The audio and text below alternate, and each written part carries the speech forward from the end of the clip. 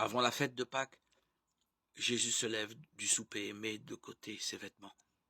Puis, ayant pris un linge, il le serra autour de sa taille. Ensuite, il verse de l'eau dans le bassin et commence à laver les pieds des disciples et les essuyer avec le linge dont il était saint. Jean 13, 1, 5.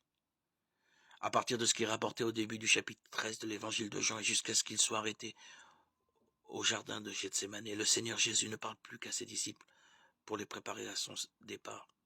Comme ils sont tristes et troublés, il leur donne l'assurance qu'il s'en va pour leur préparer une place et qu'il reviendra les prendre afin qu'ils soient avec lui dans la maison de son Père. Il leur montre qu'ils doivent s'aimer les uns les autres comme il les a aimés. Il leur promet d'envoyer le Saint-Esprit qui demeurera avec eux et en sera. Il leur apprend aussi comment porter du fruit et il les prépare à rencontrer peut-être la persécution. Mais avant tout cela, le Seigneur doit traiter un problème important, leur incompréhension de ce qu'est la vraie grandeur. Jean et Jacques voulaient être distingués parmi les autres disciples et ceux-ci en furent indignés. Cela prouve qu'ils avaient tous le même problème, l'orgueil, le désir d'avoir la première place.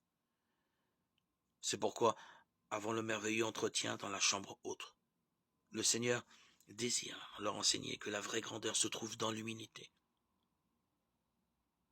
Quelque temps auparavant, il l'avait entendu dire « Prenez mon joug sur vous et apprenez de moi, car je suis débonnaire et humble de cœur, et vous trouverez le repos de vos âmes. » Matthieu 11, 29.